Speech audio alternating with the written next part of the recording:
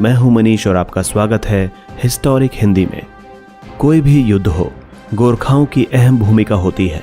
कहा जाता है कि हिटलर ने गोरखाओं की बहादुरी को देखकर कहा था, अगर मेरे पास गोरखा होते तो दुनिया की कोई भी सेना मुझे हरा नहीं सकती थी।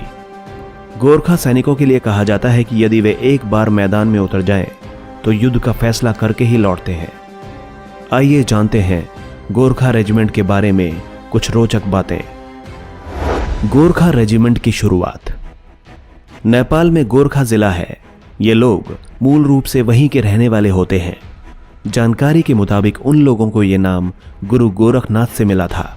ये मागर, गुरुंग, लिंबू और राय जाति से संबंधित होते हैं। सबसे पहले ब्रिटिश ईस्ट इंडिया कंपनी ने गोरखाओं की भर्ती शुरू की थी और इस तरह 24 अप्रैल 1815 को गोरखा रेजिमेंट की नींव रखी गई। 1947 में भारत के विभाजन के बाद नेपाल, भारत और ब्रिटेन के बीच एक समझौता हुआ, जिसमें यह रेजिमेंट डिवाइड हो गई और भारतीय सेना से 4 गोरखा रेजिमेंट ब्रिटिश सेना को हस्तांतरित कर दी गईं। अभी ब्रिटेन, नेपाल और भारत के पास ही ये रेजिमेंट्स हैं। इस रेजिमेंट में नेपाल के गोरखा शामिल होते हैं। भारत के पास 7 गोरखा राइफल्स रेजिमेंट्स हैं। पहली, तीसरी, चौथी, 5वीं, 8वीं, 9वीं और 11वीं। वहीं भारत से अलग होने वाली रेजिमेंट्स थीं दूसरी, छठी, 7वीं और 10वीं।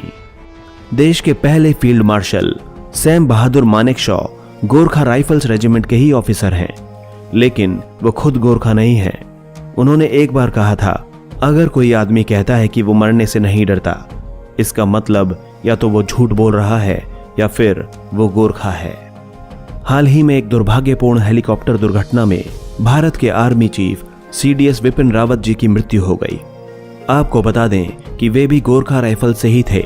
उनके अलावा भी कई सेना प्रमुख गोरखा रेजिमेंट के अधिकारी रहे हैं। खुखरी है मुख्य हथियार। गोरखा रेजिमेंट की वॉर क्राई जय मां काली आयो गोरखाली है। ये लोग अपने साथ खुखरी रखते हैं, जो चाकू जैसा एक हथियार होता है जो आगे से मुड़ा हुआ होता है। यही गोरखाओं का मुख्य हथियार है। यह भी कहा जाता है कि गोरखा रेजिमेंट के जवान को जब खुखरी प्रदान की जाती है, तभी वो खुद को सैनिक मानता है। कहा जाता है कि यदि गोरखा की खुखरी एक बार म्यान से बाहर आ जाए तो उसे बिना खून बहाए म्यान में नहीं रखा जाता।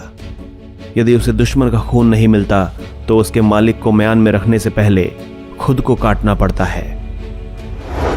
विश्व युद्ध में थी अहम भूमिका।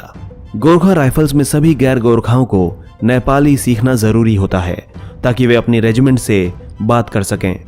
पहले विश्व युद्ध में 2 लाख गोरखाओं ने भाग लिया था, जिसमें से करीब 20,000 शहीद हो गए थे। वहीं दूसरे विश्व युद्ध में करीब 2.5 लाख गोरखा शामिल हुए थे। जानकारी के मुताबिक इंडियन आर्मी में करीब 40,000 गोरखा हैं। भारत में हर साल लगभग 1200 से 1300 गोरखाओं की भर्ती होती है। 1947 से 48 उरी सेक्टर, 1962 लद्दाख, 1965 और 1971 में जम्मू कश्मीर जैसी कई लड़ाइयों में गोरखाओं का अहम रोल रहा था। दोस्तों, अगर आपको हमारा वीडियो अच्छा लगा तो प्लीज लाइक करें, शेयर करें और कमेंट करें। और हमारे चैनल हिस्टोरिक हिंदी को सब्सक्राइब करना ना भूलें, ताकि हमारी हर नई वीडियो की अपडेट आपको मिलती रहे। धन्यवाद।